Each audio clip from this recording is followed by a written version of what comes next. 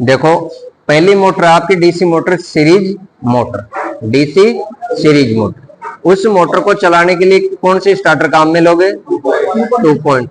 ये है 2 point starter. इसके अंदर 2 पॉइंट सप्लाई है ना, एक तो रहेगा इसमें एल और एक रहेगा ए आर्मेचर का, एक लाइन का एक आर्मेचर का। अब पहले तो इसकी कंट्रोल वायरिंग करनी है आपको, उसके बाद में पावर वायरिंग करके मोटर को चलाएंगे अपन। तो कंट्रोल वायरिंग में आपको क्या करना है, पहले तो इसके भागों का पता है आपको। ये तो इसके अंदर रेजिस्टेंस लगे हुए हैं, यह है इसकी एनवीसी, यह है ओवरलोड। ये जो सीरीज मोटर होती है वो ओवरलोड नहीं होती है, तो इसमें ओवरलोड लगाने की जरूरत नहीं पड़ती है, अगर लगाओ तो भी कोई दिक्कत नहीं। यह है इसका हैंडल और यह है एनवीसी चलाएंगे। 2 पॉइंट स्टार्टर में 2 पॉइंट होते हैं, 1 नंबर और 2 नंबर। एक तो होता है आर्मेचर का और एक होता है फील्ड का। एक तो आर्मेचर का और एक होता है लाइन का।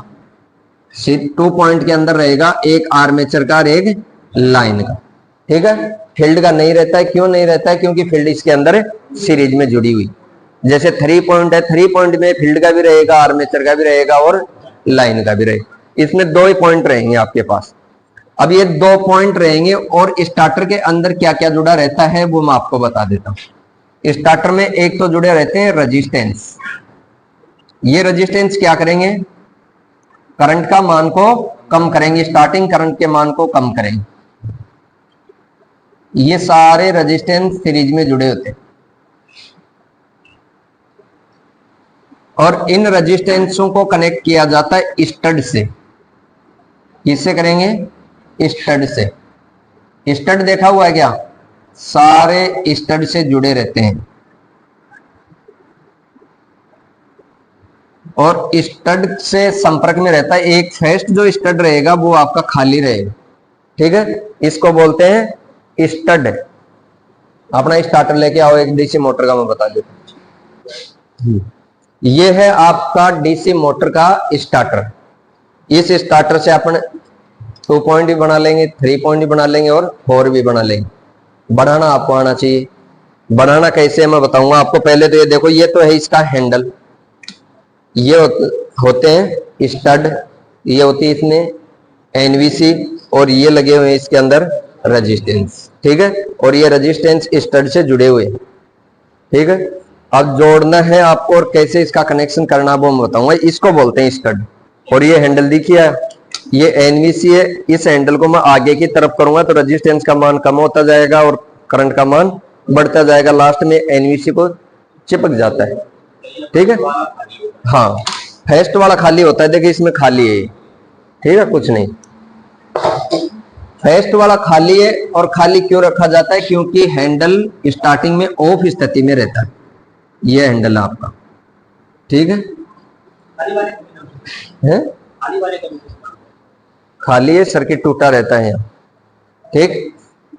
एक रहती है आपकी यहाँ एनवीसी,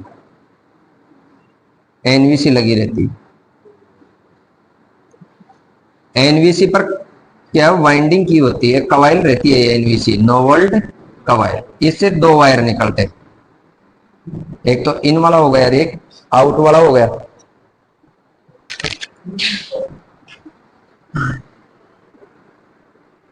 ये क्या है? NVC, no volt coil. ये होता है आपका हैंडल और एक होते हैं इसमें लगे होते हैं पॉइंट। कितने? 2, इसलिए इसको 2 पॉइंट बोला जाता है। 2 ही पॉइंट रहे, एक रहता है लाइन का और एक रहता है आर्मेचर, ठीक है। अब इसकी कंट्रोल वायरिंग करनी है। पहले आपको कंट्रोल वायरिंग करने के लिए आपको क्या करना पड़ेगा? इस लाइन को तो हैंडल से कनेक्ट करना है। लाइन वाला जो टर्मिनल होता है वो हैंडल से कनेक्ट करना है और एनवीसी का एक सिरा लास्ट स्टड से और दूसरा सिरा आर्मेचर वाले पॉइंट से। इतनी बात है और कोई महत्वपूर्ण कंट्रोल वायरिंग हो, ठीक है। अब इसकी पावर वायरिंग करनी है। पावर वायरिंग में लाइन में तो डीसी सप्लाई का पॉजिटिव वायर देना है एल वाले टर्मिनल में, ठीक है। डीसी सप्लाई का पॉजिटिव वायर लिया और एल वाले टर्मिनल में दे दिया। अब आपके पास ये मोटर है, मोटर में 2 वाइंडिंग है, आपने वाइंडिंग चेक कर ली, दोनों का कनेक्शन कर दिया सीरीज में। अब आपके पास 2 पॉइंट निकल रहे हैं ना, एक तो निकल गया आर्मेचर का और एक निकल गया सीरीज फील्ड से। तो ये मैं आर्मेचर बना देता हूं यहां, और आर्मेचर के साथ क्या जुड़ी हुई है, सीरीज फील्ड श्रेणी क्रम में। तो एक पॉइंट तो हो गया A1 का, एक हो गया A2 का, इसके साथ जुड़ा हुआ है S1 और दूसरा जुड़ा है S2, यही है ना। अब A1 और S2 का 2 टर्मिनल निकले हुए हैं अपने पास, तो A1 को तो जोड़ना है आर्मेचर वाले पॉइंट से, और इस S2 को डीसी सप्लाई का नेगेटिव वायर देना, नेगेटिव वायर से जोड़ देना। हाँ, ये पावर वायरिंग है। कंट्रोल वायरिंग तो इतनी है कि लाइन से एक वायर उठाओ जो हैंडल से कनेक्ट करना है। हाँ, और एनवीसी का 2 वायर है, एक तो लास्ट वाले स्टड में जोड़ दो, दूसरा ए वाले टर्मिनल में, ठीक है। हाँ, अब ए वाले टर्मिनल को तो आर्मेचर का एक सिरा जोड़ दो और दूसरा सिरा सीरीज फील्ड के साथ जुड़ गया। अब सीरीज फील्ड का दूसरा सिरा जो बचा है वो उसमें डीसी सप्लाई का नेगेटिव देना, ठीक है। उतार लो इस सर्किट डायग्राम को। इस हैंडल को मैं 1 नंबर स्टड पे लेके आऊंगा, तो ये सारे रेजिस्टेंस जुड़े हुए हैं, ये R1 है, ये R2 है, ये R3 है, ये R4 है और ये R5। 5 रेजिस्टेंस जोड़ दिए। 5 रेजिस्टेंस में 1 नंबर स्टड पे लेके आऊंगा तो ये सर्किट पूरा हो जाएगा। भाई हैंडल तक सप्लाई आ गई, ये से हैंडल को मैं यहां करूंगा तो हैंडल से सप्लाई आ गई यहां। अब ये रेजिस्टेंस 5 जुड़े हुए हैं। अब यहां से मैं आगे की तरफ हैंडल को खिसकाऊंगा तो 2 नंबर स्टड पे चला जाएगा, तो ये 1 नंबर R1 क्या होगा, घट जाएगा। आगे की तरफ मैं करता जाऊंगा हैंडल को तो ये सारे रेजिस्टेंस हट जाएंगे। लास्ट में ये जो लास्ट वाला स्टड है इसमें केवल रेजिस्टेंस और बचेगा, तो इसका ही एनवीसी का बचेगा और कोई रेजिस्टेंस नहीं रहेगा। ये बाहर अपन रेजिस्टेंस लगा रहे हैं, ये हट जाएगा और मोटर को पूरा करंट मिलना स्टार्ट हो जाएगा और मोटर अपनी पूरी गति प्राप्त कर ले। लेकिन इसकी विशेषता ये कि इसको पूरा करंट आप दोगे तो ये हाई स्पीड पे चलेगी, क्योंकि वाइंडिंग सीरीज में है इसकी। तो इस मोटर को आपको नो लोड पर नहीं चलाना है, इस पर लोड लगा के चलाना है। आगे बात समझ। दूसरा पॉइंट इसमें यह होता है कि आपने कनेक्शन तो कर दिए, ठीक है। अब इसमें आपको स्टार्टर दे दिया गया 2 टर्मिनल जिसमें कंट्रोल वायरिंग की हुई, आपको बोल दिया कि इसमें केवल पावर वायरिंग ही करनी है आपको। ये कंट्रोल वाला फंडा मेड दिया, क्योंकि स्किल टेस्ट में इतना टाइम नहीं मिल पाता है आपको कि वहां आपको कंट्रोल पावर दोनों देंगे। 2 पॉइंट मिलेंगे आपको। अब इसमें देखना है कि इसमें आर्मेचर का कौन सा है और लाइन का कौन सा है। तो मल्टीमीटर लेना, मल्टीमीटर से 1 नंबर स्टड पे लगाना, चाहे वो एल का हो चाहे ए का हो, ठीक है। 1 नंबर पे लगाना, हैंडल के साथ कनेक्ट करना। अगर कंटिन्यूटी आ जाता है तो हैंडल के साथ ऑफ स्थिति के अंदर, है ना, ऑफ स्थिति के अंदर कंटिन्यूटी आ जाए वो पॉइंट तो हो जाता है लाइन का। अब एक ही पॉइंट और बचा, इसके साथ एक मल्टीमीटर का वायर तो यहां लगा लो, एक फर्स्ट स्टड पे लगा लो, ये पूरा रेजिस्टेंस आ जाएगा। फिर आगे स्टड पे टच करते रहो, रेजिस्टेंस का मान अगर कम होता जा रहा है तो ये हो जाता है आपका आर्मेचर। आगे बात समझ। या एक लगा लो एल पर, एक हैंडल पर, सीधी कंटिन्यूटी आ रही है हैंडल की, ऑफ स्थिति में तो लाइन का। अब दूसरा लगा लो उस पर, वो हैंडल पे लगा और हैंडल को आगे की तरफ करोगे तो रेजिस्टेंस का मान घटता जाएगा। चाहे स्टड पे लगा लो चाहे हैंडल पे लगा के आगे की तरफ कर लो, ठीक। देखो पहली मोटर आपकी DC motor, series motor, DC series motor. उस मोटर को चलाने के लिए कौन से स्टार्टर काम में लोगे, 2 पॉइंट। ये है 2 पॉइंट स्टार्टर, इसके अंदर 2 पॉइंट सप्लाई है ना। एक तो रहेगा इसमें एल और एक रहेगा ए आर्मेचर का, एक लाइन का एक आर्मेचर का। अब पहले तो इसकी कंट्रोल वायरिंग करनी है आपको, उसके बाद में पावर वायरिंग करके मोटर को चलाएंगे अपन। तो कंट्रोल वायरिंग में आपको क्या करना है, पहले तो इसके भागों का पता है आपको। ये तो इसके अंदर रेजिस्टेंस लगे हुए हैं, यह है इसकी एनवीसी, यह है ओवरलोड, ये जो सीरीज मोटर होती है वो ओवरलोड नहीं होती है, तो इसमें ओवरलोड लगाने की जरूरत नहीं पड़ती है, अगर लगाओ तो भी कोई दिक्कत नहीं।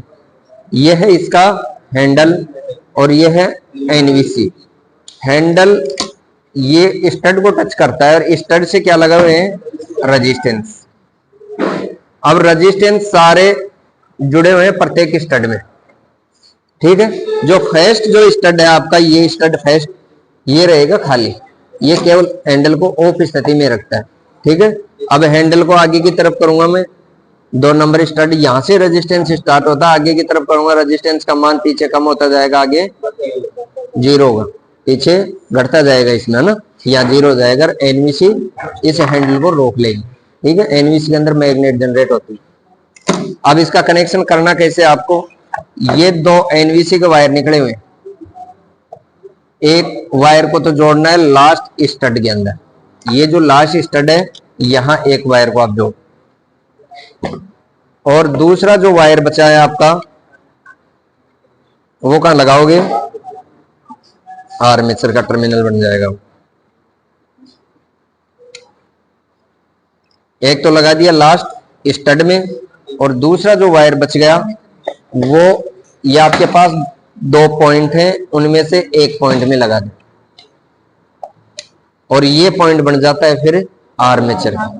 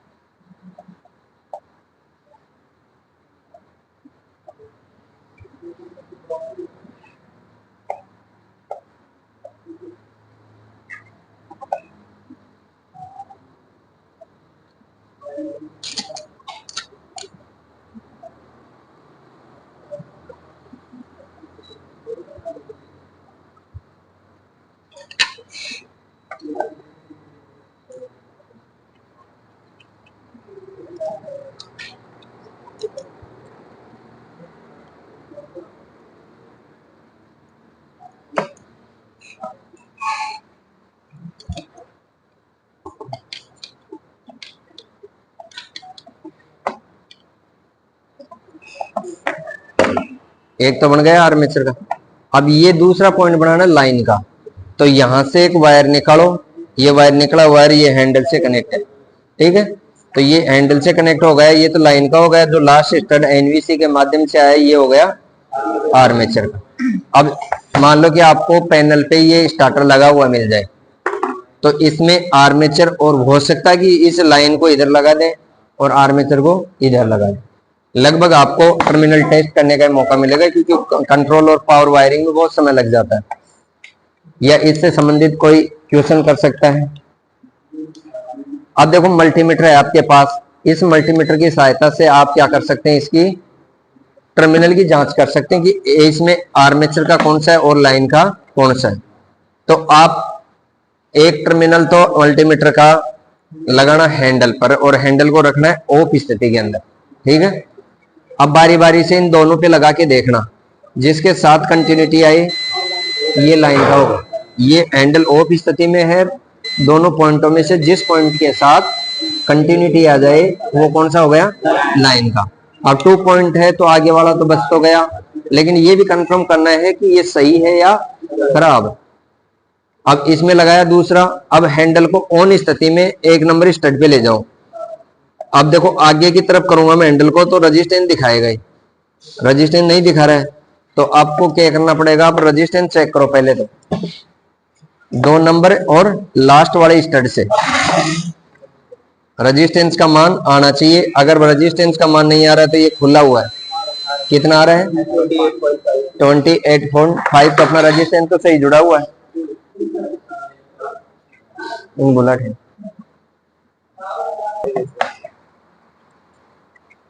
लास्ट वाला पॉइंट है, एक तो 2 नंबर पॉइंट हो गया इसका, यहां लगाओ, और एक लगाओ आप इस 2 नंबर पॉइंट पे।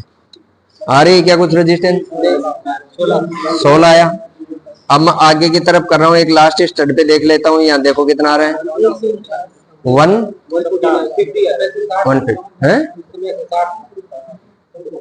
पहले वाले में देखो, पहले तो 148, फिर लास्ट वाले में देखो 94 कम हुआ ज्यादा? कम हो रहा है। तो कम जिसमें होगा वो किसका होगा?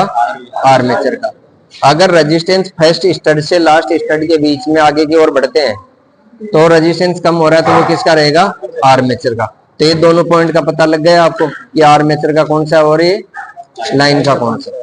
अब इस स्टार्टर को लेके चलेंगे अपन डीसी सीरीज मोटर के पास में, वहां देखेंगे इसको मोटर को कहाँ कनेक्ट करना है, कैसे चलानी है, उसको ऑपरेट करनी है।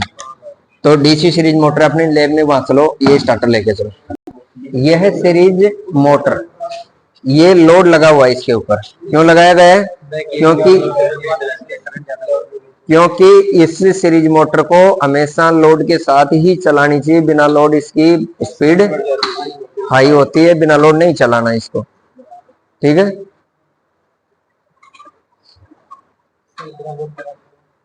स्पीड ज्यादा है, फाउंडेशन उधर चला जाएगा, ठीक है। रहने दे, रहने।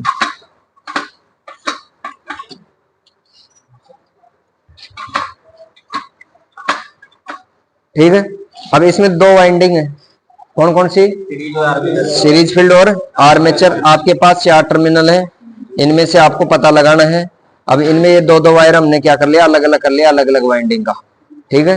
अब इसमें आर्मेचर और सीरीज फील्ड का पता लगाना है, जिसमें रेजिस्टेंस ज्यादा आएगा भाई, थ्योरी के अनुसार तो वो होती है आर्मेचर फील्ड की, और सबसे कम क्या आता है? आर्मेचर का आता है, लेकिन वो कार्बन बुश है इसके अंदर। घुमाओ उसको।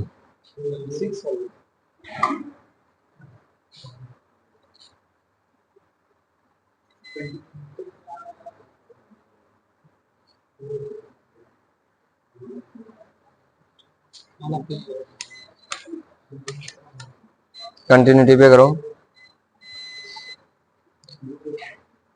दो ये अलग हैं, ये दो अलग।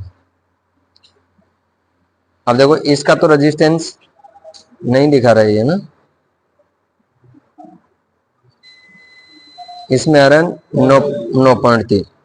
ये तो है आर्मेचर का। अभी कंफर्म नहीं है, अब लगाना है आपको। इसमें लगाएंगे, ये आर्मेचर के साथ कंटिन्यूटी नहीं आनी चाहिए, नहीं आई ना, जबकि इसका रेजिस्टेंस कितना आ रहा है? 9.3। ये तो हो गई आपकी सीरीज फील्ड। अब ये बच गई आर्मेचर। अब आर्मेचर, इन दोनों के बीच में भी रेजिस्टेंस आना चाहिए, नहीं आ रहा है। अब इसमें एक कंटिन्यूटी में चेक कर लेता हूँ, यहाँ इसके साथ भी कंटिन्यूटी नहीं आ रही है, दूसरे वायर के साथ कंटिन्यूटी आ गई, तो इसका मतलब एक कार्बन बुश टच नहीं है, नहीं इस दोनों में भी रेजिस्टेंस दिखा दिया। अब इसको खोलो, बाहर निकालो। कार्बन बुश सही से कनेक्ट नहीं होता ना, तब नहीं दिखाता कई बार रेजिस्टेंस। देखो यहाँ का कार्बन बुश लगा हुआ है क्या? उसको हिला दो थोड़ा।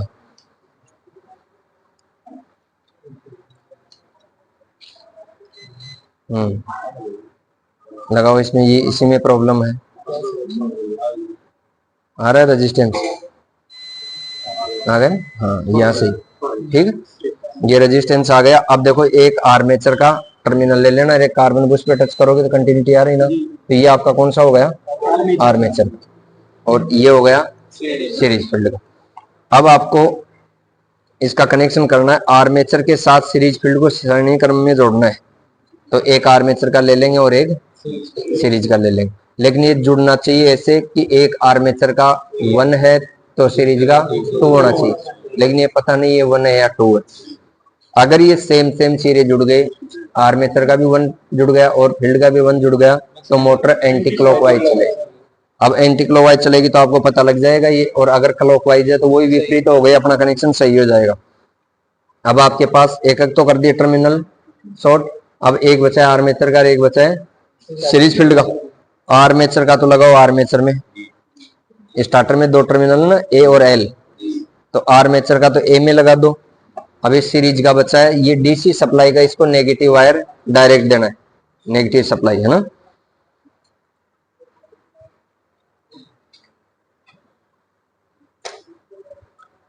अब डीसी सप्लाई का जो पॉजिटिव वायर है वो स्टार्टर के एल वाले टर्मिनल में लगा देना, लाइन वाले। कनेक्शन आ गया समझ में। सप्लाई का पॉजिटिव जो वायर है वो तो स्टार्टर के एल में, आर्मेचर का आर्मेचर में, आर्मेचर के साथ सीरीज में जोड़ दी सीरीज फील्ड, और सीरीज का जो बच गया वायर उसमें नेगेटिव। आ गया सर्किट डायग्राम के अनुसार अपना कनेक्शन। अब इसको अपन देंगे सप्लाई, सप्लाई देनी है आपको डीसी, और डीसी अब एसी सप्लाई है अपने पास, तो एसी को डीसी में बदलने के लिए अपने पास क्या है, रेक्टिफायर है। रेक्टिफायर की सहायता से अपने एसी को डीसी में कन्वर्ट करेंगे। ये लगा दिया। अब वो देखो कॉम्बिनेशन प्लायर में, अब मैं इसे हैंडल को आगे की तरफ करूंगा। अब यहाँ एक नंबर पे करूंगा तो मोटर धीरे चले, क्योंकि इसमें रेजिस्टेंस जुड़ा हुआ है। फिर धीरे धीरे रेजिस्टेंस का मान कम करेंगे और मोटर की स्पीड बढ़ाएंगे, ठीक है। अब मैं सप्लाई को यहाँ से ऑन करता हूँ और अब आगे की तरफ चलाएंगे मोटर। देखो क्लॉकवाइज चल रही है कि एंटी क्लॉकवाइज, यहाँ फुल स्पीड पे आ गई है ना। अब मैं इसको यहाँ सप्लाई से ऑफ करता हूँ। कौन सी थी, एंटी क्लॉकवाइज या clockwise, anti clockwise, anti clockwise, anti clockwise होती है ये, एंटी क्लॉकवाइज है उस साइड में, एंटी क्लॉकवाइज हो।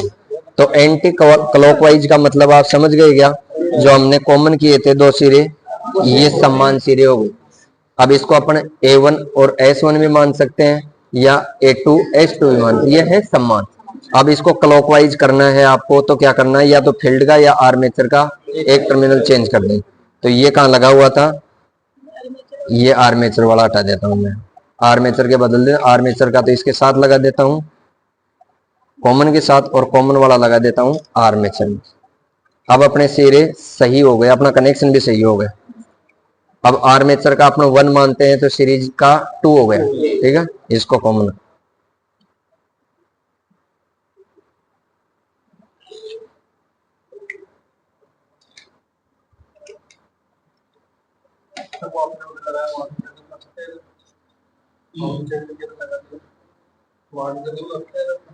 और मैं क्या बता रहा हूँ ये पर सुनो, मैं जो बात बोलूँ उसको दिमाग से सुनो। पहले ये बात पहले बता दिया, तो आर्मेचर के बदल दो या फील्ड के बदल दो, है ना, एक टर्मिनल को आपस में बदलो।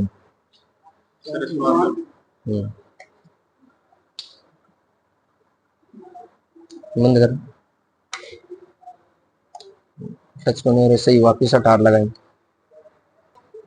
अब पहले तो मोटर चल रही थी एंटी क्लॉकवाइज, तो आपने स्टार्टिंग में जो कनेक्शन किया था उनका पता नहीं था कि ये आर्मेचर का A1 है या A2 है, कोई पता नहीं था। लेकिन उसको एंटी क्लॉकवाइज में वो चल गई तो अब पता लग गया कि हमारा या तो ये 2-2 जुड़ गए या 1-1 सेम सिरे। अब ये सेम सिरे हटाकर हमने एक आर्मेचर का जो पहले स्टार्टर में लगा हुआ था वो तो कॉमन के साथ जोड़ दिया, और कॉमन वाले को स्टार्टर के साथ जोड़ दिए।